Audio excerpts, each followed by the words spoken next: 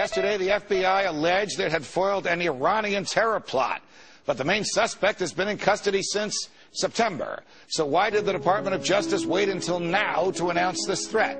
Is it mere coincidence, as it comes at a time when House Republicans, as you've just heard, subpoenaed the head of the Justice Department, Attorney General Holder himself, for his marred gun-running program, Operation Fast and Furious, which, as you know, let military-grade weaponry get in the hands of Mexican drug gangs?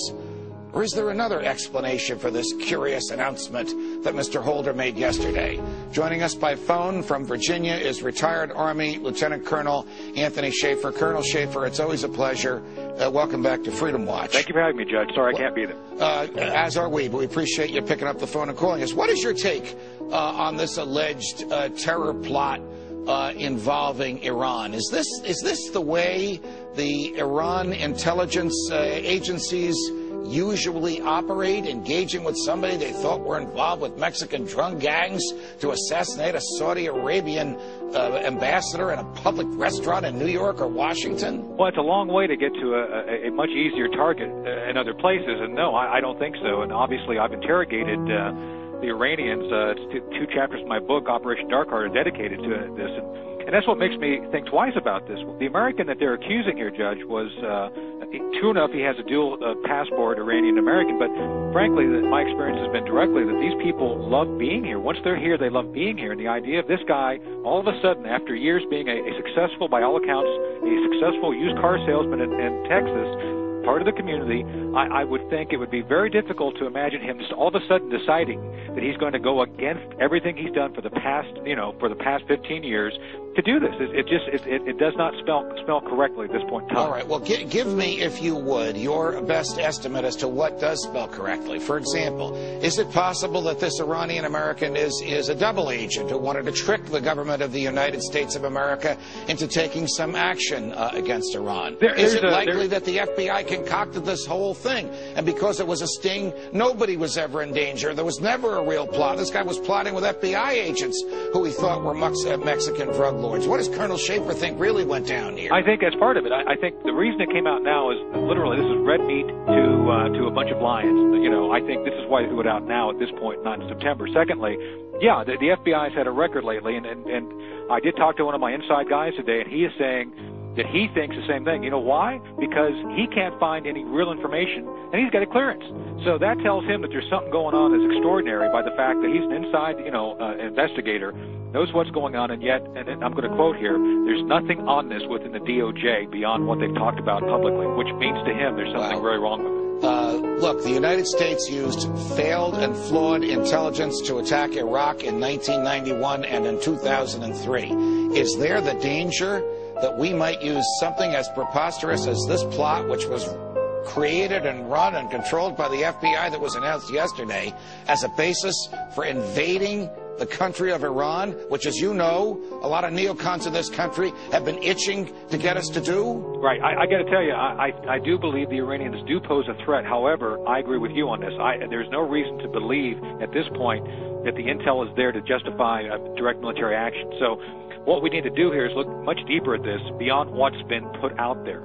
Frankly, Judge, they've got to come clean on this. They've got to actually announce the details of the investigation. And frankly, I think the real issue is it goes back to the southwest border. I mean, if these guys were going in and out, the Iranians were moving in and out of the border, southwest border, we need to look at that again, not only from the perspective of Fast and Furious, but what else is actually going on. Precisely. Colonel Schaefer, it's a pleasure. These are unpleasant things we talk about. They are. But we commend you for weighing in on them. Thanks for joining us. Thank you, sir.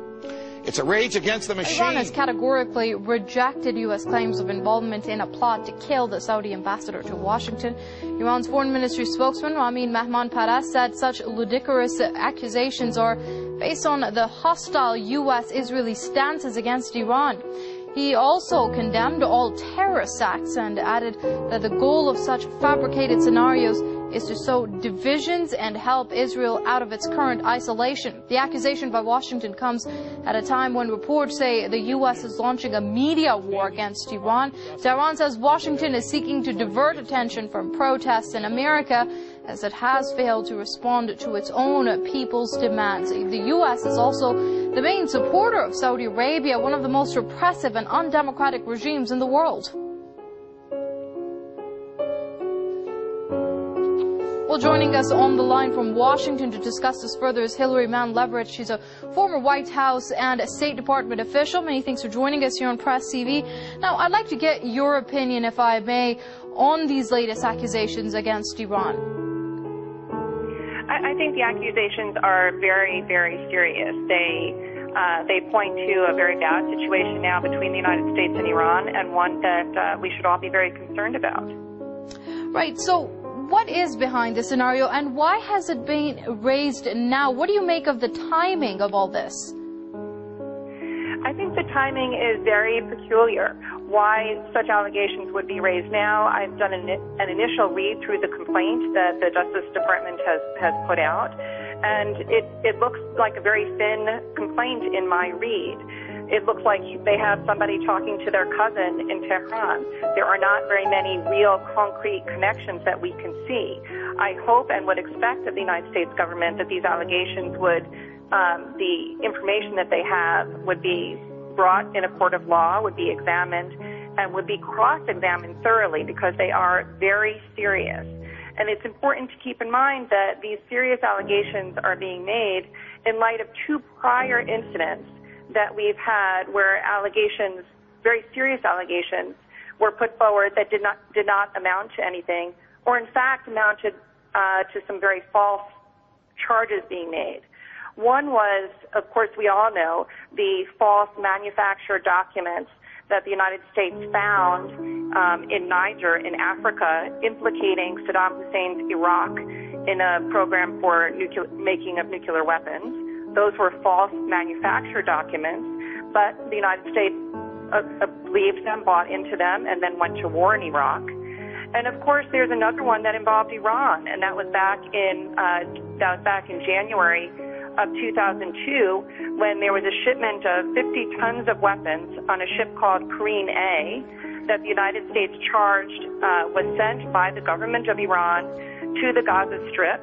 And because of that charge, Iran was put into then George Bush's axis of evil speech, which destroyed U.S.-Iranian relations for several years.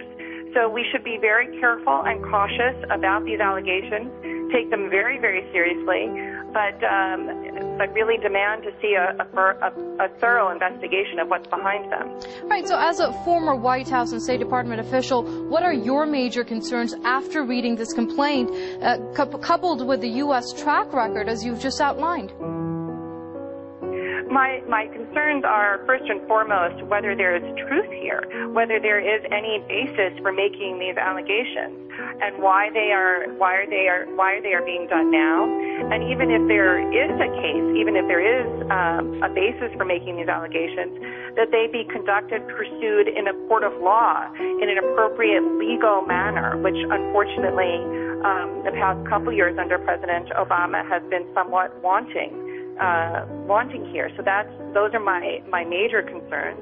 And then beyond that, I am very concerned that charges and allegations that have not been fully proved could be used to condition the American public to support more coercive action by the United States in the Middle East, which we've seen happen with Iraq and with very serious consequences. So what I do here in the United States now as a professor and as a public intellectual is I try to caution my students, my colleagues, to look at everything that is brought before them with a very cautious eye and to ask as many questions as possible. Not because the United States government is bad, not because the United States government wants to harm people, but because in an environment where the situation is so tense and where conflict really could be so soon upon us, that we do our utmost to make sure that any charges, any claims of terrorist activity are investigated clearly and transparently and according to the rule of law. And how do you interpret these latest developments in the context of Obama's promises to take a different approach with regards to Iran? Unfortunately, President Obama's promises, his rhetoric, his outreach to Iran, I think, was short-lived, and I'm not sure how genuine we could say that it was throughout the past couple years of his presidency. he did some important steps to change the rhetoric. I think his initial message, his initial Nowruz message, was evidence of his desire to at least change some of the rhetoric. But as soon as it became difficult, as soon as it became hard, as soon as he would have to put a strategy, a policy to implement a real change in behavior by the United States towards the Islamic Republic of Iran, he was not willing or able to do so. I don't know whether it is simply because it was too hard to do or whether he thought other foreign policy interests of the United States were more important to him at the time. But for whatever reason, President Obama, I think this is just the latest iteration of indications that that President Obama is not willing to really pursue a policy of engagement that would be of interest to the Islamic Republic of Iran. Yeah, basically what's happening is that Defense Secretary Leon Panetta visited Tel Aviv back on October 3rd. And it appears as if the Israelis basically told him, look, we've got a 2-month window for this strike on Iran. We've got to get it done before winter, because if we wait, then it's going to make it a whole lot more difficult. And the debate apparently has been on how the United States would give the green light for this Israeli assault on Iran. So lo and behold, less than 2 weeks later, we have this ridiculous fantasy hoax of a terror plot, which it now turns out the so-called mastermind behind it, this used car salesman, turns out to be a drunk, pothead, hooker-frequenting, quote, joke. That's how he's being described. But now this fake plot is being aggressively exploited from everyone from, Hillary Clinton, John Kerry, to John McCain. And it's interesting because back in February last year, we wrote that it would be an assassination attempt that would be used as the pretext to go into Iran. Now, we speculated that it might be Obama as the target. It actually turns out that Obama is now being pressured by the neocons. He's being blackmailed into this attack because they're saying this is the only way to get tough, to save your presidency, is to greenlight this attack on Iran. So, 10 days after Panetta visits Tel Aviv, the Israelis basically tell him, look, this is what's going to happen. You better get on board with it.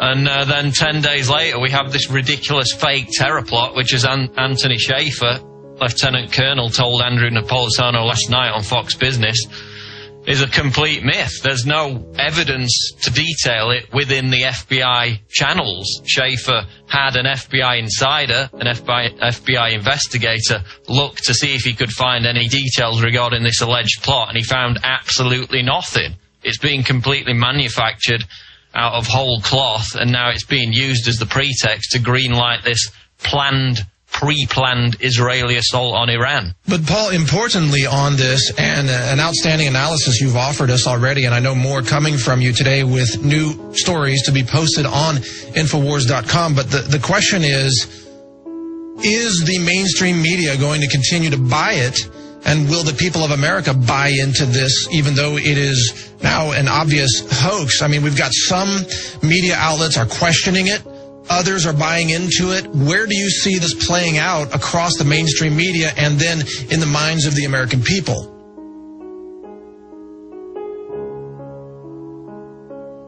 Now, were you able to hear me there, Paul? Yeah, it's just cutting out a bit, but yeah, I got the gist of what you were saying. Yeah, the Washington Post, the New York Times and others have come out with articles admitting that most foreign observers and terror experts doubt the credence of this plot, but then in the rest of the article they'll go on to detail the frivolous, storyboard, the myth behind it. What they're saying now is that there's a chain of plots that are going to be blamed on Iran, so this is only going to escalate. And now Time magazine has come out and basically said, look, the response to this is not going to be sanctions, it's not going to be isolation of Iran, it's a pretext for war. So they're going beyond saying that it's just going to be another tactic to isolate Iran, and saying that Obama's going to have to get tough, or he's going to be accused of being, quote, soft